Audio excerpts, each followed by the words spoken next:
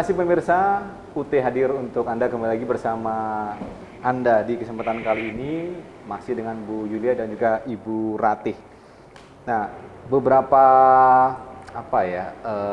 video tadi kami sudah sampaikan, termasuk diantaranya ada salah satu mahasiswa yang tadi banyak bercerita begitu.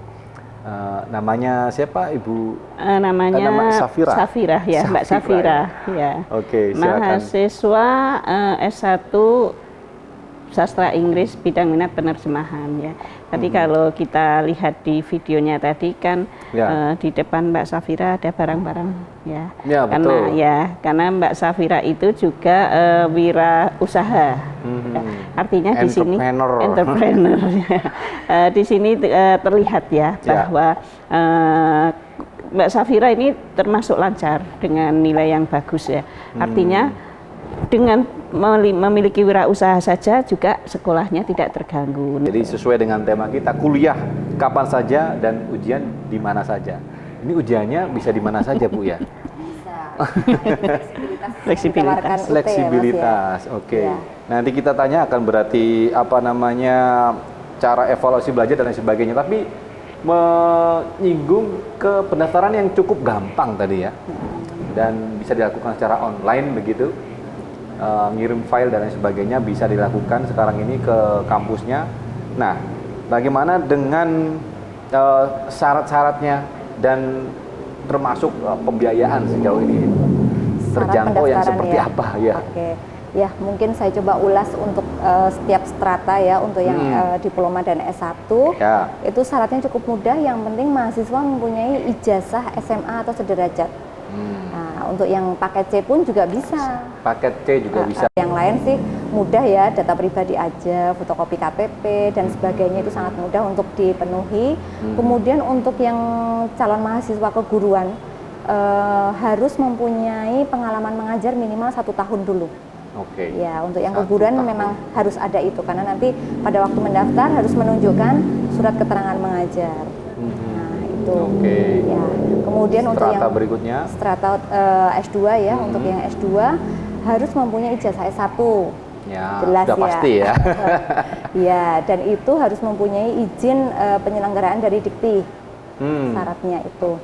Kemudian untuk yang mau mendaftar magister yang keguruan ya, atau yang magister pendidikan apa seperti itu pun juga harus mempunyai pengalaman mengajar terlebih dahulu. Nanti dibuktikan dengan surat keterangan mengajar ataupun SK mengajar. Kemudian untuk yang strata doktor ya, untuk yang doktor tentu saja harus mempunyai ijazah S1 S2. Untuk yang S2-nya pun juga harus mencapai IPK minimal 3,0. Dengan akreditasi perguruan tinggi sebelumnya minimal B. Seperti itu sebenarnya sangat mudah ya. Kemudian untuk syarat pendaftarannya, untuk yang S1 seperti tadi yang sudah disampaikan, hanya seleksi administrasi saja.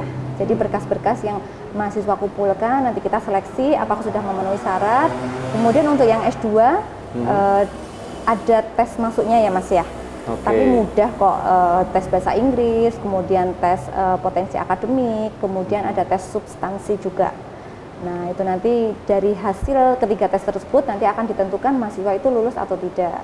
Nah, untuk yang doktor juga ada tes masuknya, masih sama ya, untuk yang TPA, kemudian TOEFL atau tes bahasa Inggris, kemudian tes substansi, kemudian ada tambahan satu, yaitu mahasiswa harus mengirimkan rancangan penelitian untuk disertasi. Nah, itu nanti pada waktu di awal pun juga akan dilakukan wawancara kepada calon mahasiswanya mengenai rancangan penelitiannya tersebut. Kemudian untuk pembiayaannya ya Mas ya. Untuk pembiayaannya kami sebagai perguruan tinggi negeri, nah coba kita lihat pembiayaannya sangat terjangkau. Nah, untuk yang S1 diploma atau diploma dan S1 untuk perhitungannya kami menawarkan 2 layanan ya Mas ya. Artinya mahasiswa mau mengatur sendiri atau mengatur sendiri mata kuliah yang akan diambil per semesternya, ataupun mau yang paket. Jadi mahasiswa nggak perlu ya mikir untuk setiap semesternya mau ngambil berapa mata kuliahnya apa.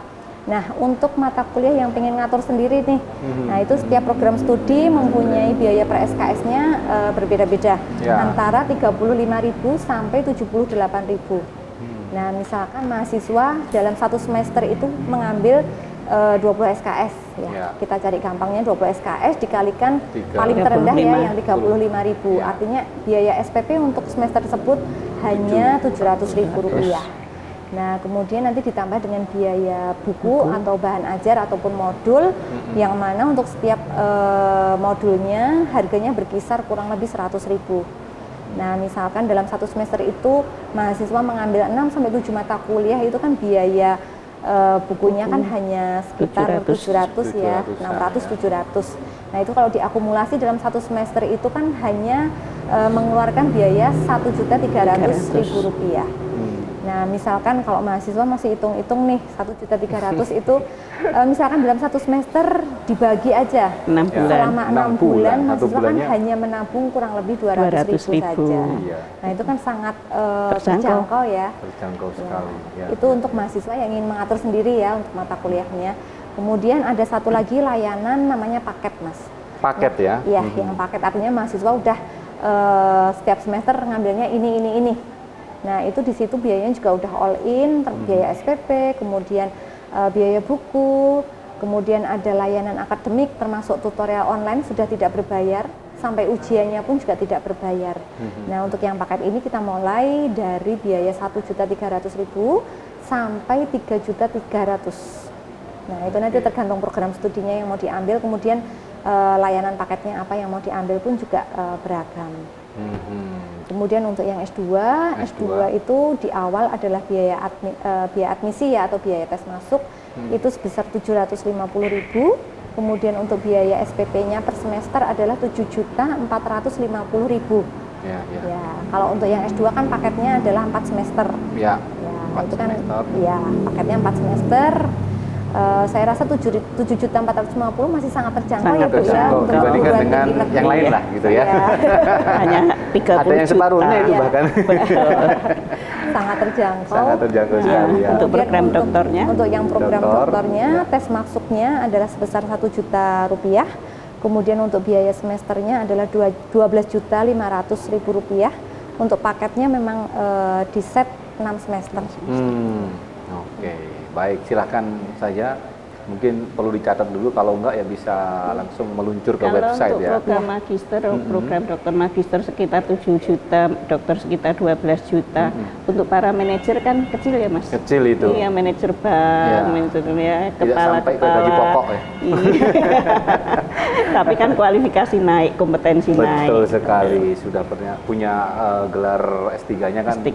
Pasti diperhatikan lebih begitu ya. Betul. Baik, silakan saja kalau Anda ingin kepo lagi bisa buka laman websitenya tadi ya. www.ut.ac.id. Oke, ut.ac.id, silakan saja. Nah, sepertinya sudah ada yang ingin bergabung, semoga bisa kita layani. Kita angkat di line telepon 0271857555. Halo, selamat malam.